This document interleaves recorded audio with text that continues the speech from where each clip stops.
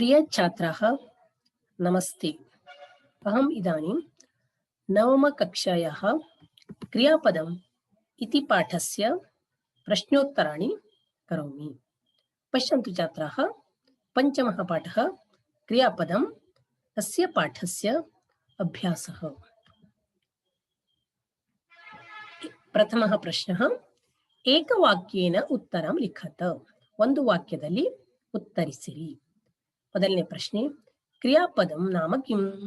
ಕ್ರಿಯಾಪದ ಅಂದ್ರೇನು? ತಿङಂತಂ ನಾಮ ಕ್ರಿಯಾಪದಂ. ಕ್ರಿಯಾಬೋಧಕಂ ಪದಂ ಕ್ರಿಯಾಪದಂ. ಕ್ರಿಯೆಯನ್ನು ಸೂಚಿಸುವಂತಹ ಪದ ಕ್ರಿಯಾಪದ, ಅದಕ್ಕೆ ಇನ್ನೊಂದು ಹೆಸರು ತಿङಂತಂ. ತಿङಂತಂ ನಾಮ ಕ್ರಿಯಾಪದಂ, ಕ್ರಿಯಾಬೋಧಕಂ ಪದಂ ಕ್ರಿಯಾಪದಂ.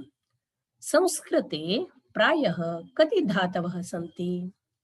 ಸಂಸ್ಕೃತೆ ಪ್ರಾಯಃ 2000 ಧಾತವಃ ಸಂತಿ. ಸುಮಾರು 2000 ಧಾತುಗಳು ಸಂಸ್ಕೃತದಲ್ಲಿವೆ. ಧಾತುಃ ನಾಮ ಕಃ? ಕ್ರಿಯಾಪದಸ್ಯ ಮೂಲರೂಪಂ ಧಾತುಃ. ಕ್ರಿಯಾಪದಸ್ಯ ಮೂಲರೂಪಂ ಧಾತುಃ. ಕತಿ ಲಕಾರಾಃ ಸಂತಿ? 10 ಲಕಾರಾಃ ಸಂತಿ. ಕತಿ ಇದ್ದಲ್ಲಿ 10 ಅಂತ ಬರೀರಿ. ಇವು ಒಂದು ವಾಕ್ಯದಲ್ಲಿ ಉತ್ತರಿಸುವಂತಹ ಪ್ರಶ್ನೆಗಳು. ನಂತರ ರಿಕ್ತ ಸ್ಥಾನಂ ಪೂರಯತ. ಬಿಟ್ಟ ಸ್ಥಳವನ್ನು ತುಂಬಿರಿ.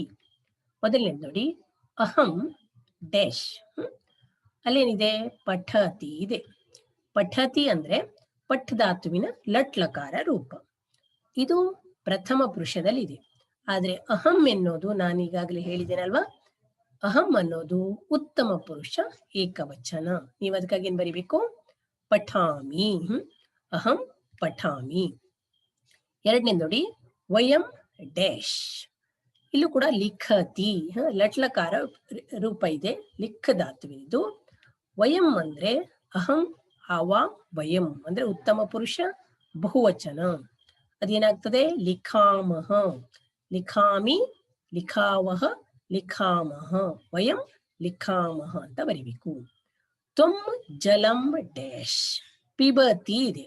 ಇದು ಕೂಡ ಲಟ್ಲಕಾರ ರೂಪದಲ್ಲಿ ಇದೆ. ನೀವು ಲಟ್ಲಕಾರ ಪ್ರಥಮ ಪುರುಷದಲ್ಲಿದೆ. ತ್ವಂ ಅನ್ನೋದು ಪ್ರಥಮ ಪುರುಷ ಅಲ್ಲ.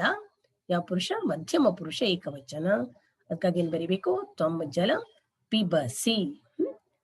ಯೂಯಂ ಶ್ಲೋಕಂ ಡ್ಯಾಶ್ ಗಾಯತಿ ಇದೆ ಅಲ್ವಾ? ಗಾಯತಿ ಬರಿಬಾರ್ದು. ಯಾಕೆಂದ್ರೆ ಯೂಯಂ ಅಂದ್ರೆ ಇದು ಮಧ್ಯಮ ಪುರುಷ ಬಹುವಚನ. ತ್ವಂ ಯುವಾಂ ಯೂಯಂ ನೀವು.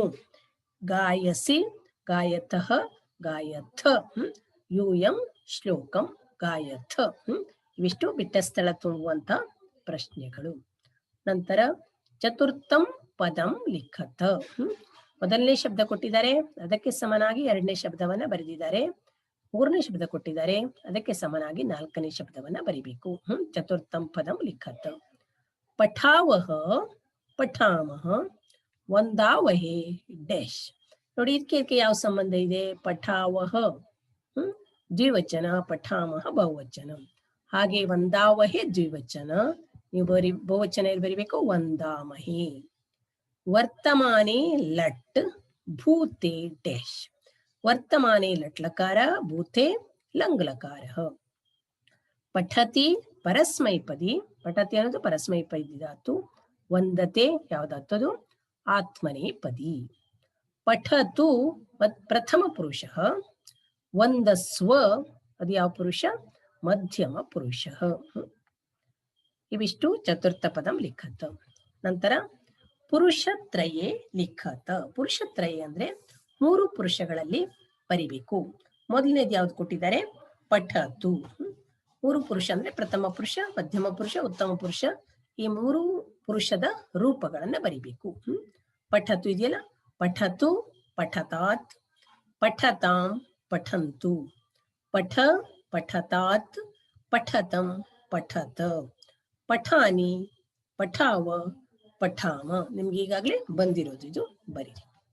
ಹಾಗೆ ವಂದೇತ, ಇದನ್ನು ಕೂಡ ಪುರುಷತ್ರಯದಲ್ಲಿ ಬರಿಬೇಕು. 3 ಪುರುಷಗಳಲ್ಲಿ ಬರಿಬೇಕು. ವಂದೇತ, ವಂದೇಯಾತಾಂ, ವಂದೇರನ್, ವಂದೇಥಾಹ, ವಂದೇಯಾಥಾಂ, ವಂದೇಧ್ವಂ, ವಂದೇಯ, ವಂದೇವಹಿ, ವಂದೇಮಹಿ. ಈ ರೀತಿ ನೀವು ಪುರುಷ 3 ಪುರುಷಗಳನ್ನು ಬರ್ಕೊಳ್ಳಿ.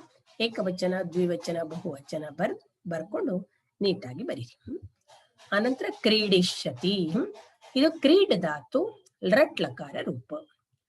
ಕ್ರೀಡಿಷ್ಯತಿ, ಕ್ರೀಡಿಷ್ಯತಃ, ಕ್ರೀಡಿಷ್ಯಂತಿ, ಕ್ರೀಡಿಷ್ಯಸಿ, ಕ್ರೀಡಿಷ್ಯತಃ, ಕ್ರೀಡಿಷ್ಯತ. ಇದು ಕ್ರೀಡಿಷ್ಯತಃ ಅಲ್ಲ, ಕ್ರೀಡಿಷ್ಯತಃ, ಕ್ರೀಡಿಷ್ಯತ, ಕ್ರೀಡಿಷ್ಯಾಮಿ, ಕ್ರೀಡಿಷ್ಯಾವಹ, ಕ್ರೀಡಿಷ್ಯಾಮಃ. ಇಲ್ಲಿ ದೀರ್ಘ ಆಗಿದೆ, ಪ್ರಿಂಟ್ ಮಿಸ್ಟೇಕ್ ಆಗಿದೆ. ಅದೊಂದು ಸಲ ಹೇಳ್ತೇನೆ ನೋಡಿ. ಕ್ರೀಡಿಷ್ಯತಿ, ಕ್ರೀಡಿಷ್ಯತಃ, ಕ್ರೀಡಿಷ್ಯಂತಿ, ಕ್ರೀಡಿಷ್ಯಸಿ, ಕ್ರೀಡಿಷ್ಯಥಃ, ಕ್ರೀಡಿಷ್ಯಥ, ಕ್ರೀಡಿಷ್ಯಾಮಿ, ಕ್ರೀಡಿಷ್ಯಾವಹ, ಕ್ರೀಡಿಷ್ಯಾಮಃ. ಅನಂತರ ಅಲಿಖತ್. ಲಿಖ್ ಧಾತೋಃ ಲಂಘಕಾರ ರೂಪಾಣಿ. ಅಲಿಖತ್, ಅಲಿಖತಾಂ, ಅಲಿಖನ್, ಅಲಿಖಃ, ಅಲಿಖತಂ, ಅಲಿಖತ, ಅಲಿಖಂ, ಅಲಿಖಾವ, ಅಲಿಖಾಮ. ಇಲ್ಲಿಗೆ ಕ್ರಿಯಾಪದಂ ಎಂಬ ಪಾಠದ ಪ್ರಶ್ನೋತ್ತರ ಕೂಡ ಮುಗಿದಿದೆ. ನೀವು ಅದನ್ನು ಬರ್ಕೊಳ್ಳಿ. ಧನ್ಯವಾದः ಛಾತ್ರಾः. ಶ್ವಃ ವಯಂ ಪುನರ್ಮಿಲಾಮः.